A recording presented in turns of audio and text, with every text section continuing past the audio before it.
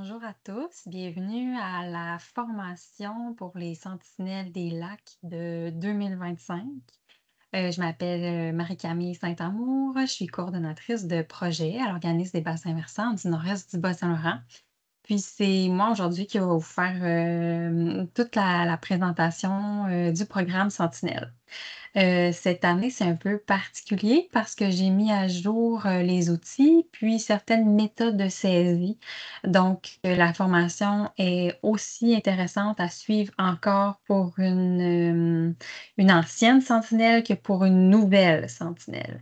Donc, ce que je vais faire pour la majorité de la présentation, c'est partager mon écran, puis on va, passer au travers un PowerPoint ensemble. Puis aussi, on va, regarder les nouveaux outils en détail. Puis, je vais essayer de vous soutenir de cette manière-là le plus possible.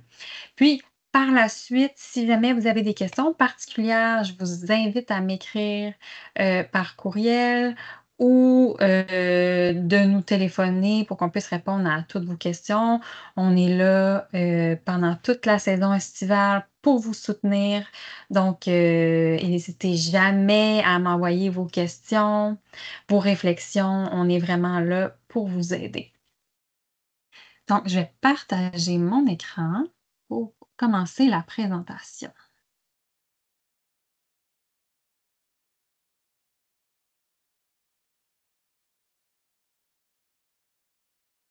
Bon, pour l'instant, je vais pas, me mettre en mode de présentation tout de suite parce que je vais vraiment naviguer, sur les autres pages ici en haut, pour regarder tous les outils et les choses qui sont disponibles pour vous soutenir. Donc, on va commencer par qui nous on est, l'organisme de bassin versant du nord-est du Bas-Saint-Laurent, une petite mise en contexte. Ensuite, le rôle et le but des sentinelles, puis on va tout de suite embarquer dans le vif du sujet, du matériel puis des procédures à suivre. Par la suite, pour celles qui connaissent un peu moins, l'écologie des lacs, on va faire un petit peu de matière sur c'est quoi une algue bleu-vert, donc une cyanobactérie. Qu'est-ce que c'est l'eutrophisation d'un lac, l'érosion d'un rive, puis les espèces, exotiques envahissantes qu'on peut retrouver sur notre territoire et celles qui sont les plus inquiétantes. Donc pour celles qui suivent la formation depuis plusieurs années, peut-être que le bout de matière, ben, vous pourriez juste arrêter, la présentation là. Comme vous devez être très au fait de tout ça. Donc, un organisme de bassin versant ont pour but de mettre à jour un plan directeur de l'eau. Mais en gros, c'est qu'on travaille beaucoup en concertation avec les acteurs du milieu euh, pour assurer une ressource en eau de bonne qualité et en quantité suffisante. Donc, nous, notre territoire est vraiment très grand. On passe des Basques jusqu'en Matanie. Ça, c'est nos 4 principales, MRC, mais on en touche d'autres, comme, Rivière-du-Loup, la Matapédia. Donc on couvre un très, très grand territoire et tous nos bassins versants se jettent dans le fleuve. Ça fait déjà quand même quelques années que le projet de Sentinelle des lacs, existe, au sein de notre organisme, puis je suis vraiment contente du taux de participation. On est maintenant rendu une trentaine de sentinelles sur le territoire qui nous rapportent des informations précieuses. Donc, je veux vraiment vous dire merci. Merci à ceux qui font partie du réseau depuis, quelques années, puis merci aussi à ceux qui se sont, inscrits cette année. Reste que 4-5 ans, c'est quand même un projet qui démarre, si je veux dire. Cette année, on a mis à jour, des nouvelles fiches informatives, justement grâce, à vos précieux commentaires, donc je vous remercie. Donc, c'est quoi une sentinelle? Ben, c'est un groupe d'intervenants locaux outillés pour reconnaître des problématiques sur les plans d'eau. On dit plans d'eau, mais évidemment, si vous remarquez des problématiques sur un ruisseau ou une rivière, puis que vous allez visiter souvent, ça peut être aussi intéressant. Donc, vous êtes mandaté pour faire un suivi régulier et nous faire des signalements au nécessaire. Hem, une petite mise en contexte, là, en fait, en 2006, il y a eu une espèce de crise des cyanobactéries, au Québec. Ça avait créé une grande vague d'engouement. Le ministère de l'Environnement s'était mis à recueillir les mentions, puis à faire des suivis serrés sur le territoire. Puis, au fil des années, on s'est rendu compte que cet engouement-là était vraiment, mort, puis qu'on n'avait plus de suivi sur les éclosions de cyanobactéries sur le territoire et qui pourtant, c'est, assez important pour déterminer la qualité de l'eau d'un lac ou d'un écosystème.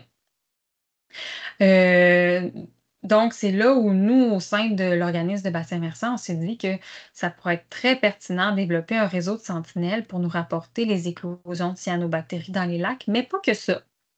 On a ajouté un volet, érosion, espèces exotiques envahissantes, puis même aussi tous les signes d'eutrophisation qu'on peut observer autour d'un lac. Donc bon, c'est un peu ça que je viens d'expliquer là, mais il y a eu certains changements de protocole de signalement du ministère, puis il y a vraiment eu une désensibilisation, de la présence, heu, de ces éclosions de cyanobactéries-là, qui pourtant sont très très importantes à suivre. Hem, donc une personne sentinelle, je l'ai déjà un peu dit, mais c'est une personne chargée de surveiller un lieu, un plan d'eau, en prenant l'engagement de faire des inspections, visuelles régulièrement sur le lac, puis de respecter un peu la procédure établie par, l'organisme de bassin versant du nord-est du Bas-Saint-Laurent, ben, tout simplement pour faciliter notre gestion au travers, du programme. Donc les sentinelles, ça nous permet d'avoir une connaissance accrue, sur plusieurs problématiques dans les lacs qui sont peu documentés. Avoir des yeux sur les lacs régulièrement, beaucoup plus que nous, parce qu'on a un très grand territoire. On ne peut pas se promener sur tous les lacs à tous les années, malheureusement. Donc votre présence, vos yeux et vos mentions sont vraiment très importantes pour nous. Puis parfois, c'est important de réagir rapidement. Comme par exemple, pour l'identification d'une espèce exotique envahissante, si vous pensez que vous avez de la berge du Caucase en bande riveraine, ben, plus on le sait rapidement, plus on est capable d'agir rapidement et potentiellement régler les problématiques. Évidemment, toutes les problématiques ne peuvent pas être réglées rapidement, mais pour certaines situations, c'est très important d'avoir, des mentions rapides. Donc, votre rôle est vraiment d'observer les problématiques et de nous les rapporter. On ne veut pas que vous rentriez dans la dénonciation des comportements de vos voisins là, qui seraient comme répréhensibles, que vous allez voir vos voisins. Je vous ai vu couper un arbre, vous n'avez pas le droit. Ben, c'est pour nous, les sentinelles, c'est pas ça.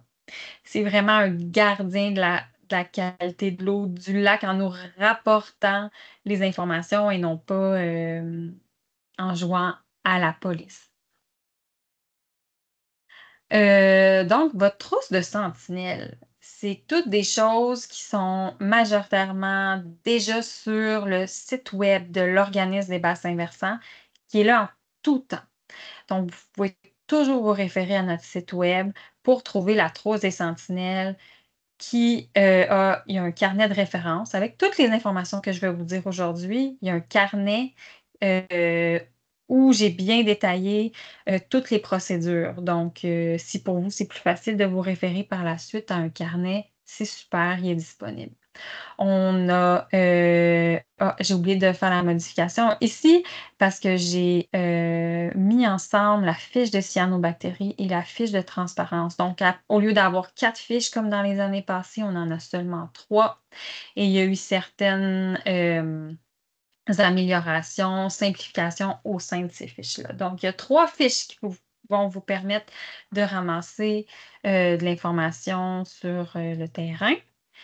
Hem Vous avez aussi des fiches d'identification d'espèces exotiques envahissantes, un disque de c'est qui pour certaines personnes qui l'auraient demandé, qui voudraient faire des mesures de transparence. Donc, la marche à suivre, ben, on essaye que ça vous demande le moins d'efforts possible. Premièrement, la bonne première étape que vous êtes en train de faire actuellement, c'est de vous informer sur les méthodes à suivre, puis d'avoir vos fiches de suivi visuel. Sachez que vous n'êtes pas obligé de remplir toutes les fiches. Il n'y a personne qui va venir vous taper sur les doigts si cette année, finalement, vous avez eu un pépin et vous n'avez pas pu aller sur le lac. On comprend, c'est pas grave. Euh, donc, ce qu'on conseille aux gens, c'est d'aller patrouiller le lac au moins une fois par mois, idéalement un peu plus, peut-être une fois par 2 semaines, par 3 semaines. Le mieux, c'est de le faire en avant-midi, les journées ensoleillées et calmes. Ben, c'est bien plus agréable pour tout le monde, mais aussi c'est pour votre sécurité sur le lac. Puis, si vous prenez des mesures de transparence avec un disque de séquille, ben, c'est pas recommandé d'y aller en temps de pluie ou en temps très venteux parce que ça pourrait biaiser les données. Donc, vous pouvez aller sur le lac de juin à octobre, puis ensuite nous envoyer, vos informations par la suite.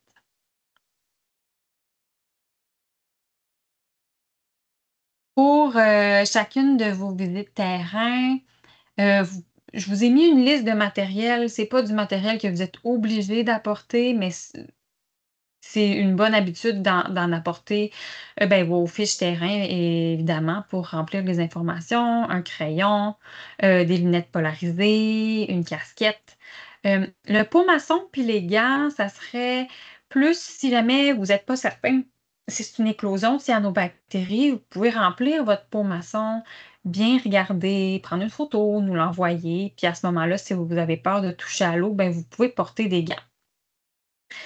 Il y a des fiches d'identification plastifiées qu'on avait fait faire, v'là quelques années pour certaines espèces exotiques envahissantes.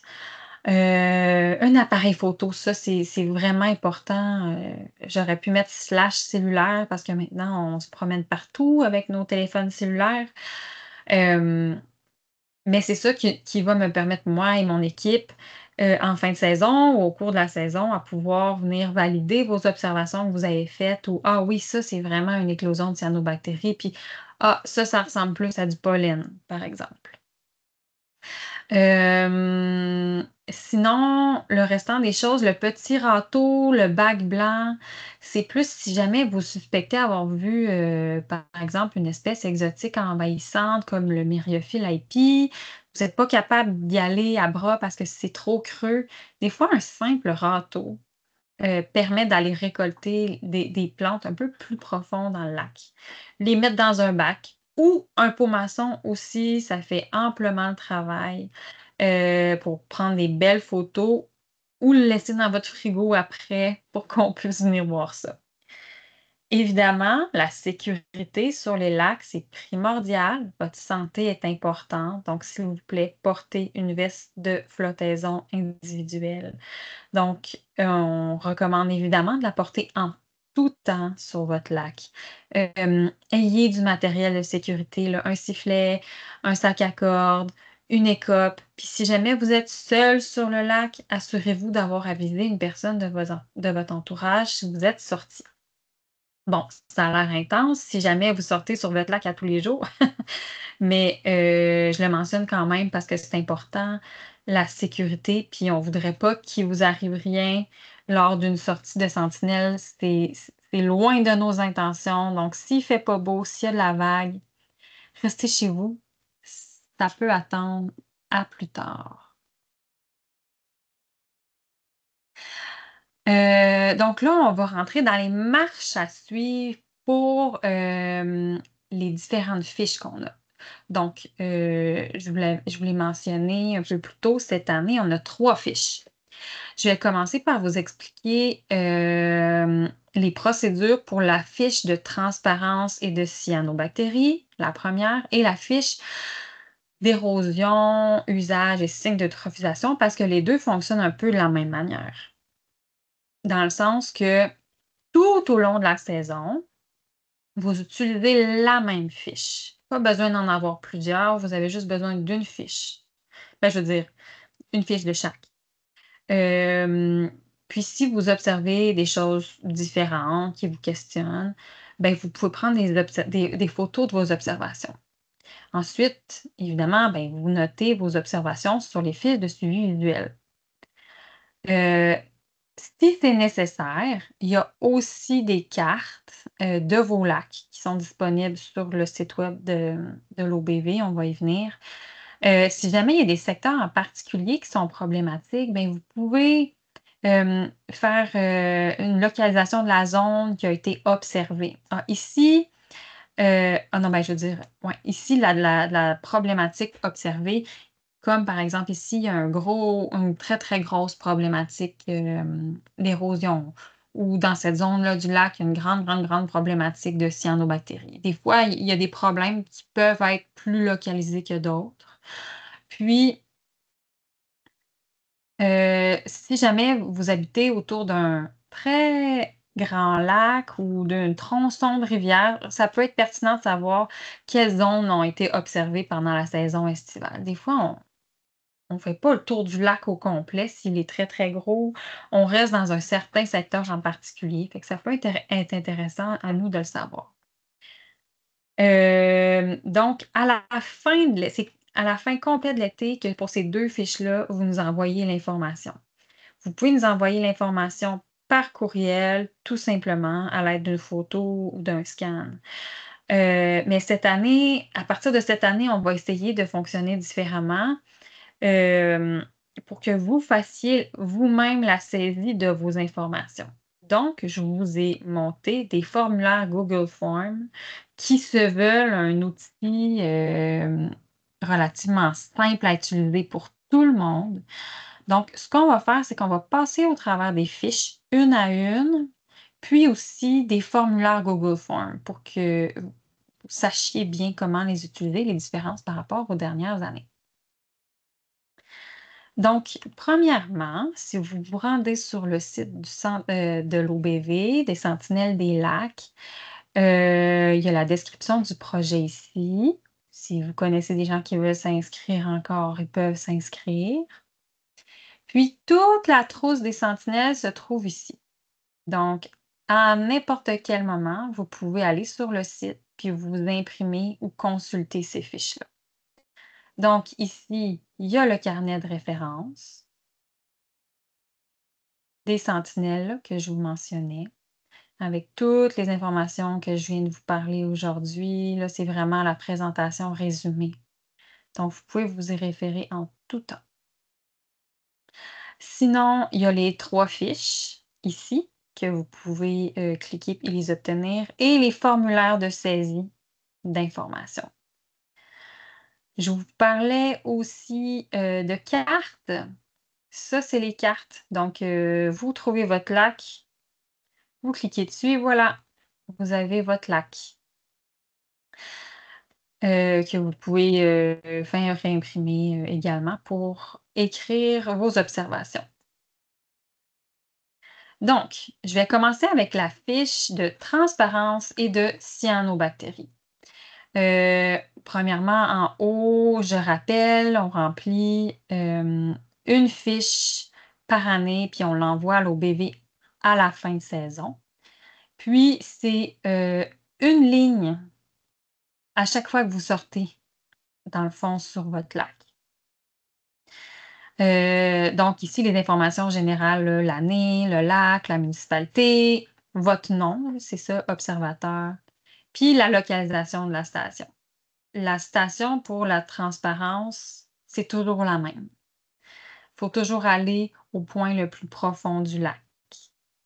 Après, si vous observez les cyanobactéries, puis c'est pas au point le plus profond, ben là, c'est correct de l'inscrire dans la présence d'un bloom de cyanobactéries ici. Donc, si on y va, pour une sortie sur le lac, donc on inscrit la date, l'heure. Ici, c'est qui, en mètres, c'est la profondeur à laquelle vous êtes capable de voir votre disque. Je vais vous expliquer la procédure tout à l'heure. Des fois, les lacs sont peu profonds, donc est-ce que le disque touche au fond? Oui, non. Ici, c'est le niveau d'ensoleillement, donc de soleil à nuageux. La force du vent, est-ce que c'est très calme ou ça fait des vagues? Puis ensuite, on rentre dans, les informations utiles et la visibilité réduite par certains facteurs comme une forte pluie, il y a nombreux bateaux, observateurs différents, ça pourrait être: «Ah ben, c'est ma fille qui est allée faire, la mesure, fait que là, il faudrait qu'elle coche ici observateurs différents». Est-ce qu'il y a des algues en suspension, des particules en suspension? Vous êtes en plein dans des plantes aquatiques ou il y a des algues en surface? Fait que ça, c'est simplement des choses à cocher qui vont nous permettre des fois de comprendre pourquoi la transparence serait moins bonne qu'avant ou meilleure qu'avant. Puis ça ici, c'est la grosse différence par rapport aux années passées. C'est qu'à place d'avoir une fiche spécifique pour les cyanobactéries, ben, on a tout simplement intégré des cases à cocher. Est-ce qu'il y a une présence d'un bloom de cyanobactéries? Oui, non. Puis l'autre information qu'on veut savoir, c'est son étendue. Est-ce que c'est sur tout le lac? La grande majorité du lac? C'est limité ou c'est très limité à un certain secteur? Euh, Après, on vous invite quand même à nous envoyer des photos par rapport à ça. Donc, c'est simplement une feuille recto verso avec exactement le même tableau. En fin de saison, on vous encourage fortement à faire la saisie vous-même. Donc, dans ce formulaire Google-là, vous avez exactement les mêmes questions que j'ai mis, heu, sous forme de questionnaire. Donc courriel, année, lac, municipalité, blablabla. Hem, Puis j'ai fait plusieurs sections après. C'est pour ça qu'il faut pas négliger le suivant. Pour chacune des sections, c'est une ligne ici. Donc, je vais le remplir avec vous en inscrivant un peu n'importe quoi, mais votre courriel, votre année, votre lac, j'écris n'importe quoi. Municipalité.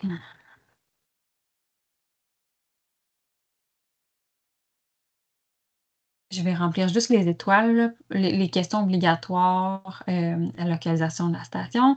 Hem, Vous pouvez m'envoyer aussi des photos ici, facilement. Si vos photos ne rentrent pas dans le formulaire, n'hésitez pas à me les envoyer tout simplement par courriel ou mettre vos photos dans un document Word puis toutes me les envoyer en même temps. Donc, après, c'est ça, j'ai écrit mesure 1. Donc, la mesure 1 correspond à la première ligne ici. Donc, vous avez tout simplement à remplir une ligne de données par section. Donc, la date, l'heure, la profondeur du disque. Oui, non, tu sais, c'est très simple, là. Vous pouvez venir cocher le niveau d'ensoleillement. Donc, la saisie là, peut se faire très, très, très rapidement. Voilà. Suivant. Vous arrivez à la mesure 2, donc la ligne 2. Aussi simple que ça. Une fois par année, à l'automne, vous vous asseyez puis vous remplissez la fiche de saisie ou bien vous pouvez le faire aussi au fur et à mesure de la saison puis me les envoyer mesure par mesure. Mais je pense que c'est plus facilitant pour vous de vous asseoir seulement en fin de saison pour regarder ça. Maintenant, on va passer à la deuxième fiche de suivi visuel sur l'érosion, les usages et les signes d'eutrophisation. Encore une fois, c'est à remplir une seule fois par année. Nous, cette fiche-là, ça nous donne juste une idée globale. Est-ce que l'érosion s'aggrave? Est-ce que l'usage du lac, il y a de plus en plus de bateaux qui naviguent sur le lac? Fait que, tu sais, vous pouvez juste observer votre lac tranquillement au courant de la saison. En fin de saison, vous asseyez, vous réfléchissez, puis vous cochez les cases qui représentent le mieux votre lac pour la saison qui vient de passer. Donc, les informations générales sont exactement les mêmes sur toutes les fiches. Érosion de la berge, on commence, absence, présence. S'il y en a pas besoin de continuer à remplir la fiche. P S'il y en a, ben là, après, on peut donner un indice sur la gravité, sur les causes. Puis, si vous avez d'autres précisions, vous pouvez le mentionner aussi. Pour les usages, et les observations autour du lac, ben là, on a créé une cote de 0 à 5. Donc 0, c'est jamais et 5, c'est très fréquent. Donc, c'est pas quelque chose qui veut très, très, très précis, comme par exemple, il y a 10 motomarines, qui se promènent sur le lac. Alors, je mets 10, non. Mais si ces 10 motomarines-là, ils font de la motomarine à toutes les fins de semaine, ben là, j'aurais tendance à mettre que les motomarines ici, leur usage, ben, c'est très fréquent. Donc, je mettrais un 5.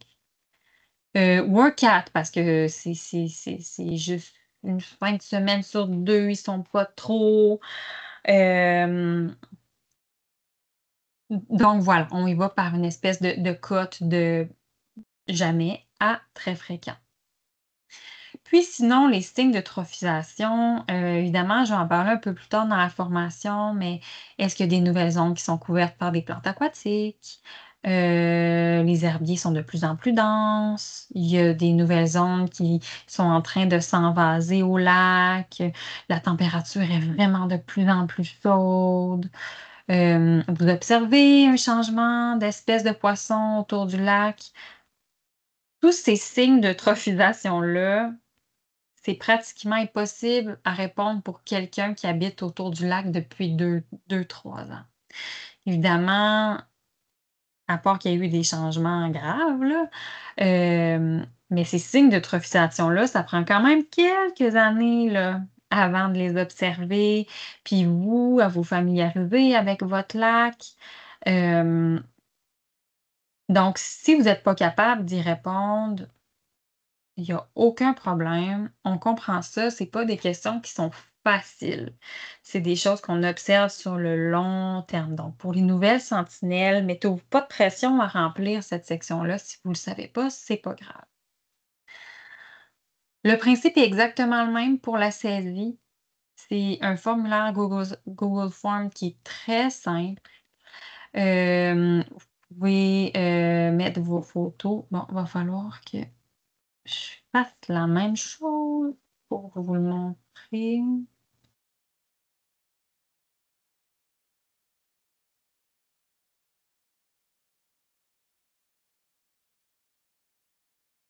Bon, suivant. Donc, je suis allée avec une section par section de la fiche. Donc, j'ai commencé par érosion de la berge. Vous avez que les questions érosion de la berge. Ensuite, on fait suivant. Vous avez que la question d'usage et observation, au lac, ici. Donc, vous pouvez tout simplement venir cocher comme ça, très simplement. Tous les usages suivants. Et maintenant, les signes d'eutrophisation. Puis vous pouvez m'inscrire tous vos commentaires en long et on envoie, le formulaire. Donc, la saisie, j'espère que je vous convainc de la faire, pourrait vous prendre pour toute l'année quelque chose comme 1 heure au maximum. Puis nous, ça va nous sauver beaucoup, beaucoup, beaucoup de temps et ça va vraiment faciliter notre gestion si vous faites cette saisie-là, vous-même sur ces Google Forms-là. Évidemment, si vous êtes vraiment pas à l'aise à les faire, il y a pas du tout de problème. Vous nous envoyez vos fiches, que vous avez inscrit manuellement, vos informations, puis on va le faire à votre place. Donc, voilà pour ces 2 fiches-là. Ensuite, je vous les avais mis ici. Pour la transparence, je vous avais pas expliqué comment faire. Là, je vais vraiment y aller avec les procédures, là, sur le terrain. Donc, on se rend à l'emplacement le plus profond du lac, idéalement entre 10 heures et 15 heures. On évite les journées venteuses, pluvieuses. Puis, comme j'ai déjà mentionné, il faut toujours que ça se fasse à la même place. Vous pouvez prendre une coordonnée GPS ou, me faire un point sur une carte, là, il y a pas de problème. Pour faire les mesures de transparence, c'est mieux de retirer vos lunettes de soleil pour pas fausser les données. Il faudrait ancrer votre embarcation, à part s'il y a absolument pas de vent puis vous restez en place, mais le but, c'est de ne pas bouger, puis que votre embarcation ne bouge pas. Puis ensuite, c'est de descendre le disque de séquille, qui se trouve être une espèce de rond noir et blanc, jusqu'à temps que vous le perdiez de vue. Ensuite, remontez-le un peu pour que vous puissiez le revoir, puis on le redescend au point exact où le disque de séquille disparaît. Donc, le but de remonter, redescendre, monter, redescendre, c'est vraiment de trouver l'emplacement exact où vous ne le voyez pas. Ensuite, la méthode la plus simple, je trouve, c'est vous prenez une épingle à linge, vous le mettez au niveau de l'eau pour vraiment avoir, que vous puissiez mesurer la corde entre votre épingle à linge puis le disque dans l'eau. Comme ça, vous pouvez remonter votre disque de séquille très simplement, puis mesurer la corde, ici, qu'on voit ici entre le disque et l'épingle à linge. Donc, c'est aussi simple que ça prend peut-être 2 minutes à faire. Ensuite, pour les espèces exotiques envahissantes, je l'ai mis à part cette fiche-là parce que c'est la seule fois où on vous demande vraiment de nous envoyer les informations rapidement, au courant même de la saison. Parce que comme je l'ai mentionné plus tôt, plus on est au courant rapidement qu'il y a une espèce exotique envahissante sur le territoire, ben, plus nous, on est capable de faire des démarches pour vous soutenir. Puis voir si on peut pas faire des traitements de lutte. Si possible, c'est pas toujours possible. Donc, quand on pense qu'il y a une espèce exotique envahissante, il faut prendre la localisation. Soit avec un GPS, comme je vous l'ai dit, ou ça peut se faire sur Google Maps, ou ça peut se faire sur la carte, qui vous est disponible, sur notre site web. Mais l'emplacement est vraiment important. Hem, Vous pouvez aussi prendre des repères. J'ai vu le myriophile aipi, en face de la grande épinette, du chalet au toit rouge. Beh, ces petites informations-là sur le repère, ben, nous, ça va nous aider si on doit retourner sur le terrain pour bien considérer, l'ampleur de la situation.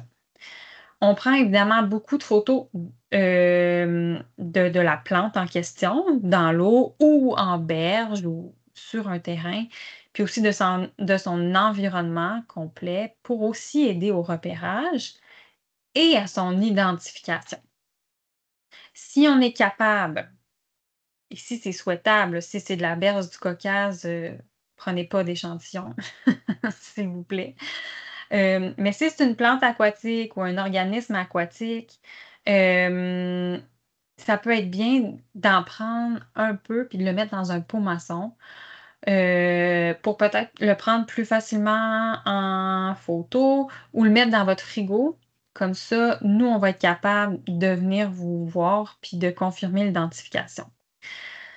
Si vous êtes capable de prendre des très, très belles photos en disposant la plante dans un bac blanc ou sur une fiche plastifiée pour nous envoyer les photos avant qu'on se déplace sur le terrain, c'est vraiment aidant parce que des fois, ça prend certaines structures particulières pour identifier la plante. Puis si on a accès à des belles photos claires, ben, c'est là qu'on va être capable de dire: «Ah non, c'est vraiment pas une espèce exotique envahissante, c'est telle espèce» ou «Oups, j'ai des doutes, je vais venir voir l'échantillon que vous avez récolté, ça vaut la peine qu'on se déplace sur le terrain». D'où l'important de prendre des belles photos, puis de garder un échantillon au frigo. Puis vous faites la mention le plus rapidement possible à l'organisme de bassin versant, soit par courriel à moi directement ou par le formulaire en ligne. Donc on va aller voir, tout de suite les fiches terrain, à quoi ça ressemble. Toujours les mêmes informations. Après la fiche, c'est juste quelle espèce on pense avoir vue, puis il y a les procédures. Excusez-moi. Donc ça c'est pas mal la fiche la plus simple, là. Hem Donc, sur le Google Form, je réécris les procédures simplifiées. Puis après, courriel, date, votre nom, votre municipalité, le lac ou la localisation. Honnêtement, si vous croyez avoir vu une autre espèce exotique envahissante sur le territoire, puis c'est pas sur un lac, n'hésitez pas à nous faire la mention. C'est pour ça que j'ai rajouté un peu d'espèces terrestres, là, comme la renouille de Japon, les berces, le roseau commun. Donc, n'hésitez pas, on ne peut pas en mettre 2 là, à la fois. Fait que faites une mention à la fois, s'il vous plaît. Mais n'hésitez pas à y aller plus large là, pour les espèces exotiques envahissantes. Ça fait aussi partie de nos mandats. Si la liste est si l'espèce n'est pas listée ici, vous pouvez l'écrire. Des commentaires et des photos. Photos, c'est très, très important. C'est la seule fois où j'ai mis, les photos obligatoires. Donc voilà, c'est tout pour les espèces exotiques envahissantes. N'hésitez pas à, nous poser des questions là-dessus. Donc on a des tonnes d'outils pour vous aider. Je vous ai montré où aller trouver votre trousse des sentinelles. Mais un peu plus bas aussi sur, la page des sentinelles, il y a quand même beaucoup d'informations, des petites fiches, très, très vulgarisées si vous posez des questions sur la santé de votre lac. Si vous voulez plus d'informations sur les cyanobactéries, cliquez ici.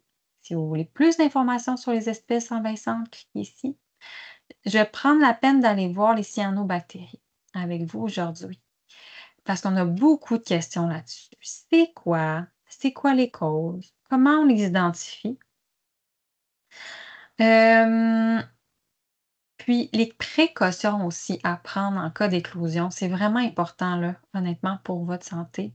Donc prenez le temps d'aller voir cette page-là. Hem, Si vous êtes inquiet, il y a une tonne d'informations, là-dessus, donc n'hésitez pas à vous y référer. Voilà. Si vous voulez plus de photos, vous pouvez cliquer sur le guide d'identification des fleurs d'eau de cyanobactéries. Si c'est quelque chose qui vous intéresse, on s'est fait dire que c'était pas toujours évident d'identifier, exactement là, si c'est des cyanobactéries ou pas. Fait que dans ce petit guide-là, il y a plein de photos. Puis ça l'explique comment bien l'identifier. Puis ça parle pas juste des cyanobactéries, là. Ici, on voit du pollen. Hem Plus loin, je sais qu'on voit du périphyton, vous voyez ce qu'on voit sur les roches. Ici, on voit comme des algues filamenteuses aussi là, au travers du périphyton. Donc ça peut être vraiment intéressant. Ah, ici, la classique photo des algues filamenteuses. Prenez le temps d'aller voir ce petit guide-là. C'est vraiment intéressant.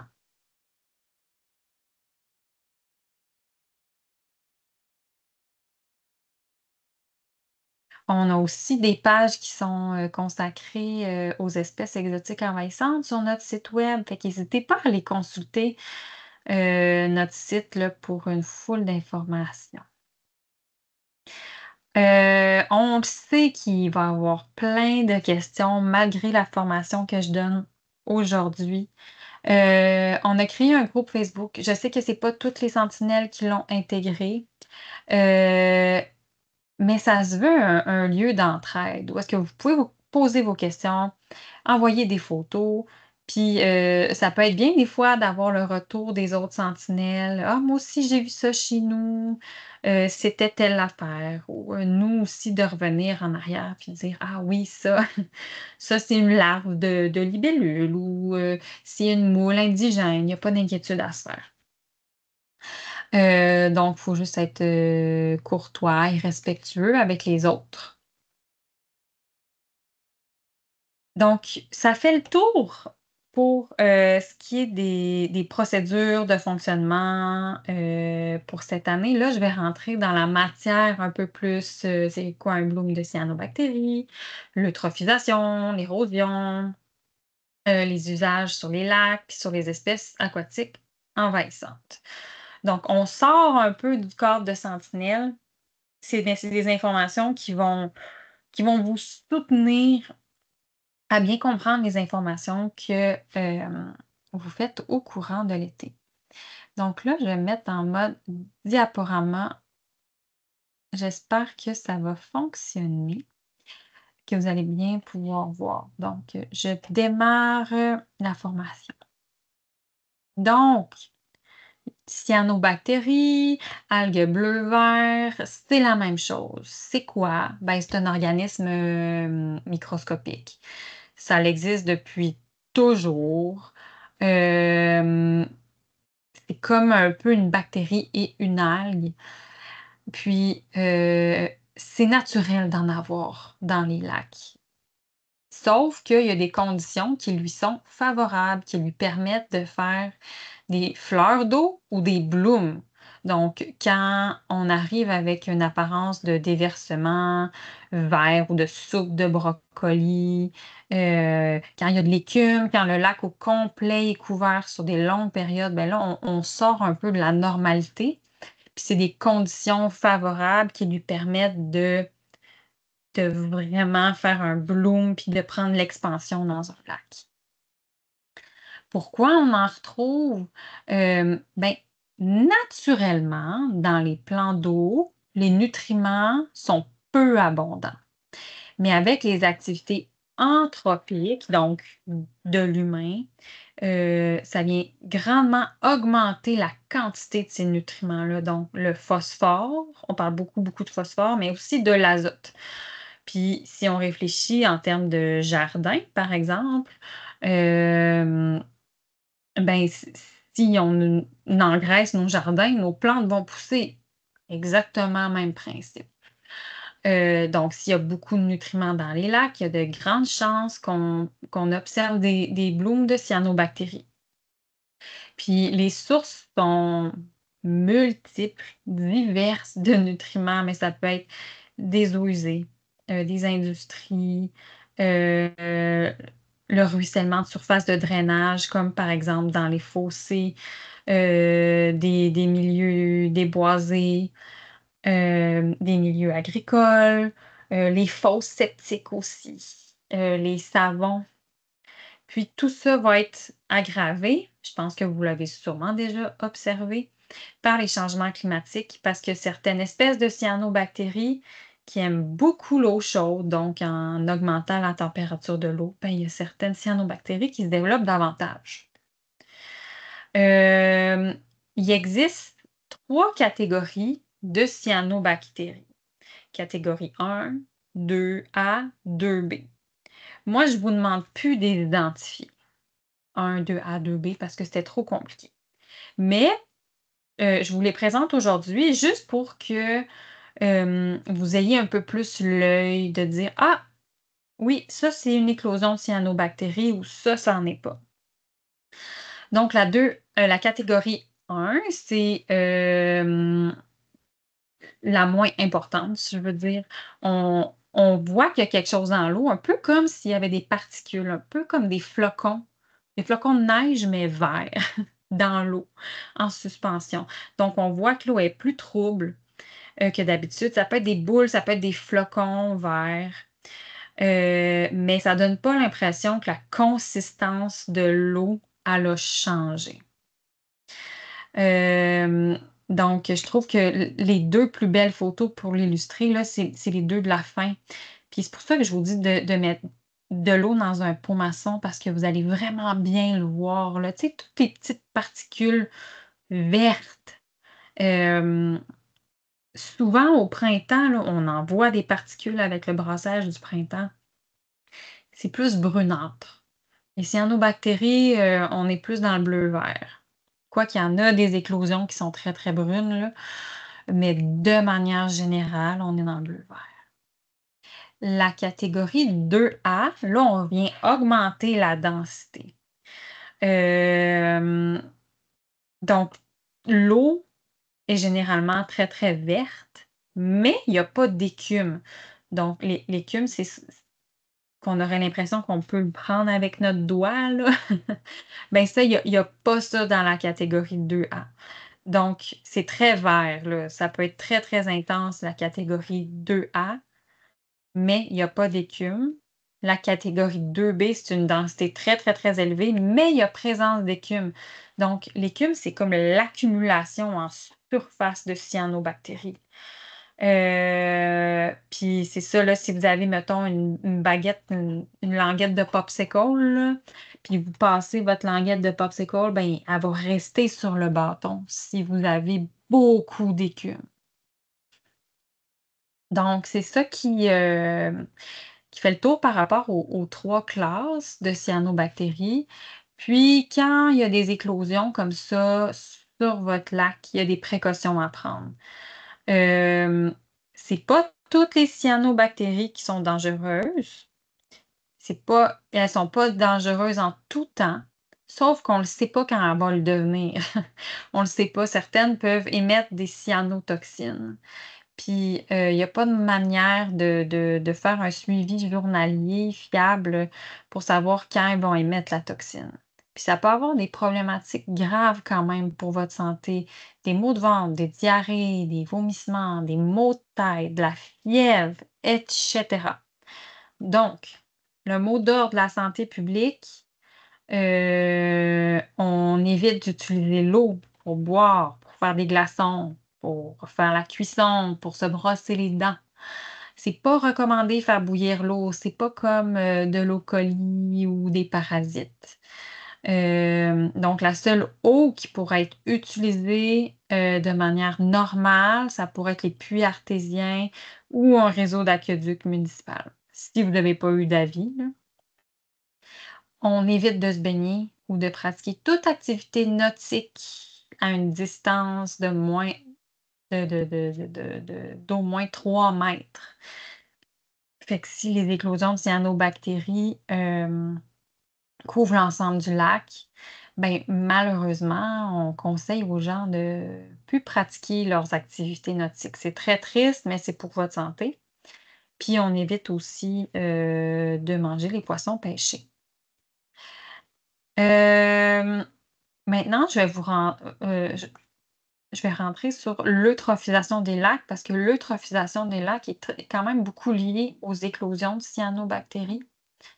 Hem, Puis après, plus tard, on va parler des solutions possibles. Donc l'eutrophisation, si je veux le dire simplement, je vais y aller avec vieillissement d'un lac.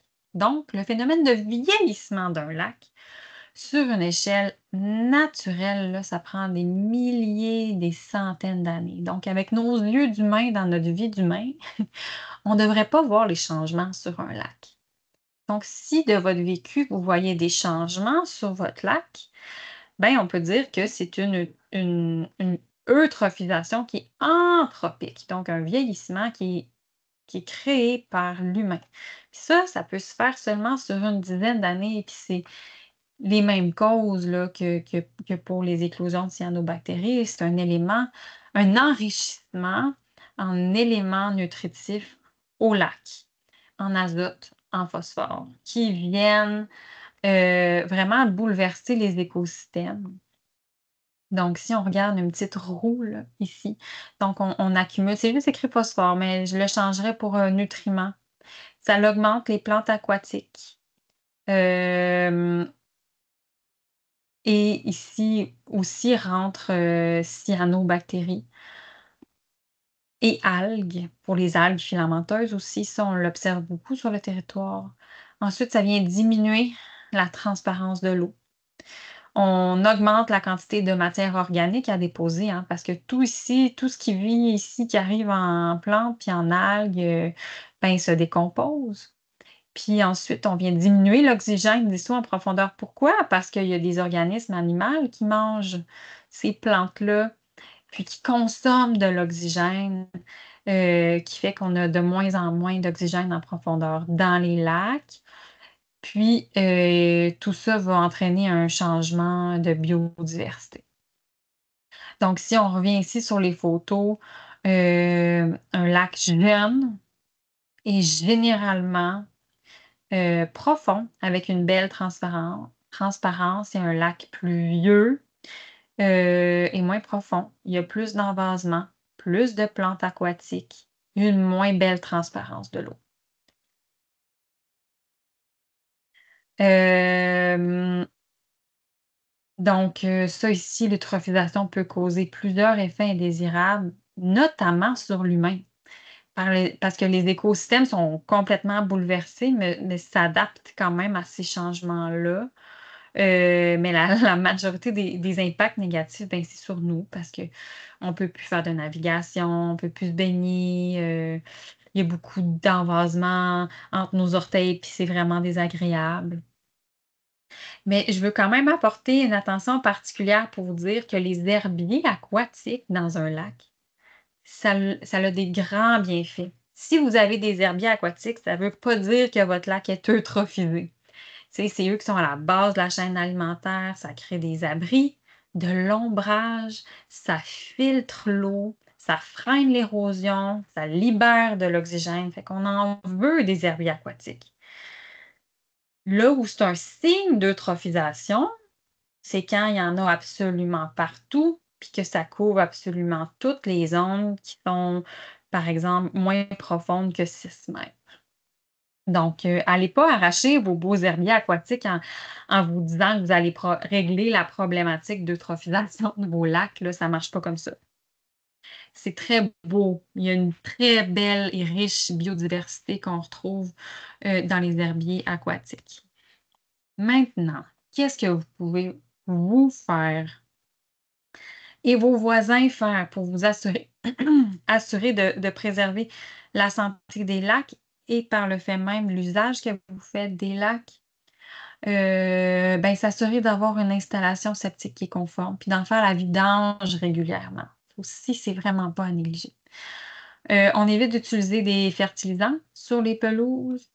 On conserve une bande riveraine de 10 à 15 mètres. Une bande riveraine, c'est pas juste du gazon. Une bande riveraine fonctionnelle est composée, d'arbres, d'arbustes et d'herbacées naturelles. Donc nous, ce qu'on recommande aux gens, là, ben, on arrête de tondre et de faire tout aménagement dans les 10 à 15 mètres en bordure du lac. On fait attention aux produits qu'on utilise, notamment si on a une fosse septique. On navigue avec une grande conscience, donc on limite la vitesse de navigation avec les bateaux, les motomarines. On navigue en profondeur, loin des rives. Le principe de la navigation ici, c'est qu'on ne veut pas remettre en suspension le fond de l'eau parce que si on brasse les sédiments, ça rapporte du phosphore, puis ça vient refavoriser le processus de nutriments, puis qu'on va observer beaucoup, beaucoup, beaucoup de cyanobactéries à ces moments-là. Donc, la navigation est très importante à faire attention. Puis réduire aussi toutes les surfaces imperméables, si vous avez de l'asphalte, du béton, de la construction, pour favoriser la végétation naturelle dans l'optique de favoriser l'infiltration de l'eau dans le sol, au versus, le ruissellement de surface de l'eau qui pourrait, tout se rendre dans votre lac, puis apporter à ce moment-là, beaucoup de matière en suspension, de contaminants et de nutriments, dans votre lac. Donc on essaie de aussi sensibiliser les gens de votre entourage, de vos voisins, puis souvent c'est comme ça fait comme une boule de neige là, vous vous occupez bien de votre bande riveraine, Votre voisin va être curieux, puis va décider de faire la même chose, puis tranquillement, les habitudes vont changer, tranquillement.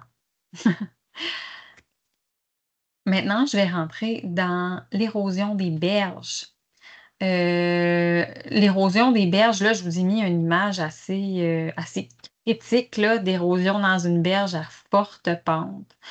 L'érosion, ça peut être par du ruissellement de surface, mais ça peut être directement aussi en bordure du lac par les vagues. Fait qu'évidemment que l'érosion, c'est naturel. Puis on peut pas tout contrôler, l'érosion autour des lacs ou dans les ruisseaux qui se jettent, par, des pentes qui sont abruptes, le niveau de la nappe phréatique, par des glaces l'hiver, par le vent qui cause les vagues. Fait que c'est tous des processus qui sont normaux, mais des fois, il y a des facteurs qui augmentent l'érosion, comme par exemple, des drains de drainage de ponceaux qui sont mal construits, des rivières qui auraient été linéarisées, qui ont beaucoup, beaucoup, beaucoup plus de courant que, naturellement. Des vagues causées par les embarcations à moteur. Puis aussi, quand on a une absence de bande riveraine, là, les racines, c'est très important pour conserver le sol en place. Donc, s'il y a absence complète de bande riveraine, évidemment que l'érosion va être grandement accélérée. Hem, donc pour contrôler le plus possible l'érosion, on s'assure d'avoir une belle bande riveraine. Heu Je l'ai déjà mentionné, mais c'est vraiment le bouclier, là, de nos lacs, les bandes riveraines. Ça a une panoplie de positifs pour un lac d'avoir une bande riveraine, comme ça crée de l'ombrage. Donc ça diminue la température de l'eau du lac. Ça limite l'érosion, ça facilite la rétention de l'eau, sa filtration aussi, la filtration des nutriments dans le sol, puis ça crée des habitats. Donc, c'est absolument nécessaire d'avoir des belles bandes riveraines si vous voulez conserver la qualité de l'eau du lac. C'est ça, ça fait le tour pour tout ce qui est eutrophisation. Je rentrerai dans les espèces exotiques envahissantes. C'est quoi une espèce exotique envahissante? Ben, c'est une plante, un animal ou un micro-organisme qui arrive d'ailleurs, qui réussit à s'implanter dans un milieu naturel puis à maintenir une population qui est viable. Généralement, une espèce exotique envahissante, ça pas pour rien là, que quand elle s'implante, elle prend toute la place, c'est parce qu'elle a pas de prédateurs, elle a pas de compétiteurs, puis l'habitat est favorable à sa croissance. Tu sais, dans un écosystème normal, tout se fait contrôler par des prédateurs compétiteurs, puis eux autres, ils en ont pas du tout parce qu'ils arrivent dans un nouveau milieu. Donc évidemment qu'ils prennent de l'ampleur rapidement, puis la grande majorité du temps aussi, les espèces exotiques envahissantes les plus connues, sont vraiment exceptionnelles dans leur reproduction, comme par exemple créer des millions de graines ou, les fragments se déplacent puis colonisent ailleurs. Donc, c'est souvent des espèces où leur mode de propagation et de reproduction sont vraiment très efficaces. Ça peut être introduit vraiment de manière diverse là, par le transport maritime, mais beaucoup, beaucoup, beaucoup par la navigation de plaisance, là, par des bateaux ou des embarcations qui se déplacent de lac en lac. L'aquariophilie aussi, c'est une cause importante. L'horticulture, le transport de marchandises, les animaux de compagnie. Puis ça a vraiment des grands, grands impacts sur nos écosystèmes et en bout de ligne sur nous aussi.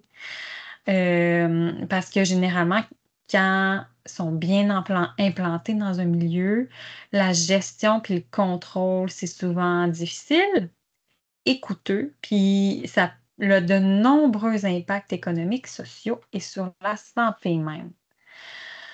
Alors, au Québec, est-ce qu'on en a beaucoup d'espèces exotiques envahissantes? Hmm. Ben, malheureusement, Il y en a énormément, puis il y en a même qui font partie, qu'on s'en rend même plus compte que c'est une espèce exotique envahissante. Hem, donc c'est vraiment préoccupant. Puis là, je vais vous parler de 2 espèces exotiques envahissantes qu'on retrouve dans nos lacs au Bas-Saint-Laurent, comme le Myriophile et la moule zébrée. Donc, je vous dirais que si vous avez 2 espèces à avoir à l'œil, ça serait ces 2-là. Mais dernièrement, on a aussi identifié, par exemple, le Potamo crépus ou des vivipares qui c'est comme des très, très gros escargots. Fait que si vous avez des doutes, n'hésitez pas, mais là, je vais me concentrer sur le Myriophile et la moule zébrée. Hem Donc, le myriophile à c'est vraiment un réel problème. Une fois installé dans un plan d'eau, c'est vraiment là pour y rester. Il n'existe aucun exemple d'éradication complète. Fait que le mieux que vous pouvez faire, c'est de nettoyer vos embarcations et tout votre matériel nautique entre chaque changement de plan d'eau, hein. Le but, c'est que vous n'en ayez pas, que ça se rende pas chez vous. Son mode de reproduction principal, en fait, c'est par la fragmentation des tiges. Donc, c'est une plante qui va venir se fragmenter naturellement vers la fin de l'été. Fragmenter, c'est juste que sa tige se sépare en 2 ou en 3. Puis, avec les courants ou les vents, ça va apporter des fragments ailleurs dans le lac ou dans le bassin versant vers l'aval. Puis, la plante va venir coloniser ailleurs. Ça a de nombreux impacts négatifs. Ça limite la pratique d'activités récréatives comme le nautisme, la pêche, la baignade. Ça peut aller jusqu'à baisser la valeur des propriétés riveraines. Ça augmente la sédimentation au fond des lacs. Ça forme des herbiers monospécifiques, là, comme juste du myriophylle très, très, très dense. Donc, ça a vraiment plein d'impacts négatifs. On veut vraiment pas ça chez nous. Qu'est-ce que vous pouvez faire si jamais il y en a chez vous? Ben, on essaye de ne pas passer dedans en embarcation pour pas favoriser la fragmentation encore plus. On diminue la vitesse. On évite de naviguer dans les eaux peu profondes et on applique un code d'éthique nautique. Évidemment, je l'ai déjà dit, on procède au nettoyage de nos embarcations. Ça, c'est primordial. Donc, voici quelques photos d'herbiers très denses de Myriophyllae. Est assez, difficile à identifier dans le sens qu'on a beaucoup de myriophiles indigènes aussi au Québec. Donc le mieux, c'est que vous nous envoyez des photos ici, là, des feuilles pour qu'on soit capable, nous, de compter ici les petites feuilles, la quantité de petites folioles qui sont présents. C'est de cette manière-là qu'on identifie l'espèce. Hem, donc voilà des exemples de photos, qui est très pertinent de nous envoyer. Donc, nous, ce qu'on vient compter, là, c'est toutes les petites folioles ici. J'espère que vous voyez ma souris. Donc, ça montre la différence entre le myriophile épi, un myriophile indigène au milieu et du bidon de bec à droite. Donc, il y a quand même pas mal d'espèces qui peuvent lui ressembler. Là, j'en ai mis juste 2. Alors, prenez la peine de prendre des belles photos. Maintenant, la moule zébrée. Euh, qui cause tant d'inquiétudes avec raison là, depuis les 3 dernières années parce que et on en a identifié dans le Bas-Saint-Laurent pour la première fois. Puis cette année, il y a encore plus de lacs qui ont été identifiés comme, infestés là, par la moule zébrée, donc c'est inquiétant. C'est un tout petit bivalve, puis la manière la plus facile de différencier de nos mulettes, que j'appelle indigènes, c'est que la moule zébrée, elle a la capacité de se fixer. Donc si vous voyez une moule qui est accrochée sur votre quai, accrochée sur votre bateau ou sur une roche, sur une plante, sur une autre moule, puis vous êtes pas capable en tout cas, de l'enlever là, ben c'est fort probablement la moule zébrée. Ça se produit très, très, très rapidement. Puis, ça se propage facilement aussi. Je l'ai encerclé en rouge par son stade de véligère. Hem, c'est comme un stade qui, larvaire, donc se retrouve dans l'eau, mais il est invisible à l'œil nu. Fait que si vous nettoyez pas comme il faut vos embarcations et tout matériel nautique, les véligères peuvent survivre longtemps dans un même plus de 30 jours si c'est un milieu humide. Donc, on lave, on sèche tout notre matériel avant de changer de plan d'eau. C'est vraiment très, très, très important. Donc là, c'est ça. Je vous ai mis un portrait des lacs qui sont infestés. Puis là, dernièrement, ça a été mis à jour et j'ai pas la carte la plus à jour. Mais il y a quelques lacs là, ici, là, dans le Témiscouata, de plus qui sont infestés, malheureusement, par la moule zébrée. Donc, ça a aussi plusieurs impacts négatifs. On peut penser que ça pourrait être bon, c'est un organisme filtreur, ça pourrait venir filtrer, par exemple, les cyanobactéries. Ben, malheureusement, non. Elle est intelligente, cette espèce-là. Elle peut filtrer les espèces de cyanobactéries, puis seulement manger celles qu'elle veut. Ça modifie les écosystèmes, ça colmate les frayères, il peut y avoir une accumulation de coquilles sur les berges, puis à ce moment-là, on peut se couper les pieds. Puis ça l'encrasse les infrastructures aussi, là. Je vous ai mis des exemples de conduits d'eau. S'il y a un système d'eau potable qui prenait son eau, directement par la surface, ben, il va falloir réfléchir à des manières de laver. Il existe des manières de nettoyer les équipements, heureusement, mais ça représente des coûts énormes. Donc, si non plus vous ne voulez pas ça sur vos lacs, puis on préfère prévenir que guérir, ben, en fait, on ne peut pas vraiment guérir. On ne peut pas se débarrasser de la moule zébrée non plus. Donc, je l'ai répété plusieurs fois, mais on lave tout le matériel nautique. Donc, on inspecte, on vide, on nettoie, on sèche et on répète.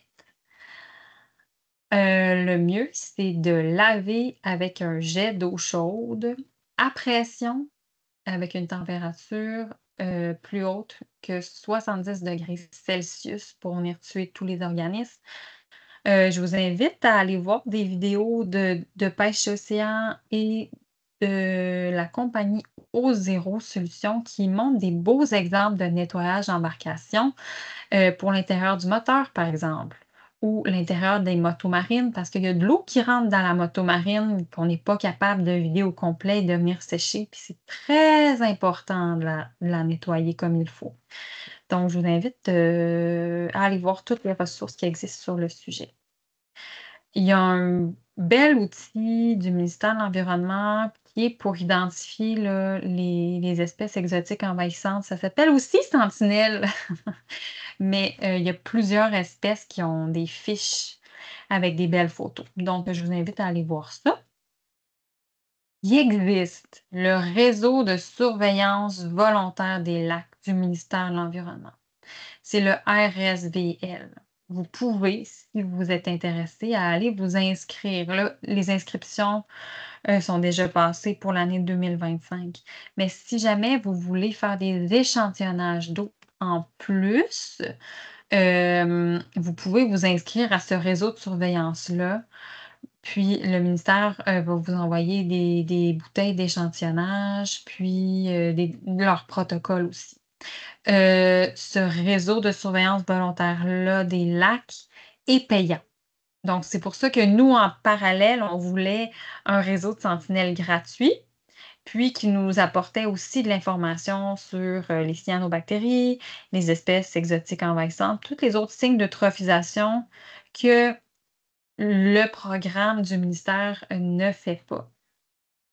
Mais si jamais vous voulez avoir une idée de la qualité de l'eau exacte de votre lac, ça peut être intéressant de vous inscrire. Donc, c'est pour ça que je vous parle de ce programme-là, c'est intéressant. Donc, moi, j'ai fini la formation. Ce que je vais faire, c'est juste vous présenter quelques photos. Je sais que ça avait été demandé pour vous montrer quelques exemples de cyanobactéries. Bon, on voit pas super bien ici, mais c'est une catégorie 1 de cyanobactéries. parce qu'on la retrouve en c'est faible, puis c'est réparti dans la colonne d'eau. En fait, on a plus l'impression que l'eau est comme trouble. Ensuite, ici, il s'agit d'une catégorie 2B de cyanobactéries. Quand je vous parlais d'écume, là, ici, on le voit très bien. C'est ça que je veux dire par écume, là. On dirait que ça s'accumule sur le côté. Ça, c'est pas dans un lac, mais il peut y avoir des éclosions de cyanobactéries. Donc c'est complètement vert, mais il semble pas avoir d'écume, donc c'est une catégorie 2A. Même chose ici, le lac est très vert, hein, c'est très, très intense, mais il y a pas d'écume, 2A. Ça ici, quand je vous parlais des petites fameuses boules de neige, là, des petits flocons, mais c'est ça que je veux dire. Donc ça, c'est la catégorie 1. Ici, c'est une 2B, là, tu sais, on dirait quasiment que l'eau a changé de texture, on dirait de la peinture. Ben ça, c'est vraiment qu'il y a énormément d'écume. On voit pas super bien sur cette photo-là, mais on voit quand même que l'eau est comme bleue, là, plus que verte ici dans cet exemple-là. Donc ça, c'est une catégorie 2A parce qu'on voit vraiment le changement de couleur. Ici, on voit l'écume, donc 2B. Catégorie 1, encore là, juste des tout petites boules au travers, de l'eau. Ça ici, c'est pas une cyanobactérie, c'est du pollen, c'est comme un peu plus jaune, puis souvent là, ça arrive à des moments, particuliers de l'année, là, comme au printemps en ce moment. Vous pouvez voir ça sur votre lac, des espèces de particules jaunâtres. C'est du pollen. Donc voilà, n'hésitez pas à m'envoyer vos questions. Hem, Puis vraiment, on est là pour vous soutenir, l'organisme de bassin versant dans le programme Sentinelle. Donc j'espère que cette formation-là vous aura aidé aujourd'hui. Puis, je vous souhaite une très belle fin d'été. Puis, merci beaucoup de votre écoute.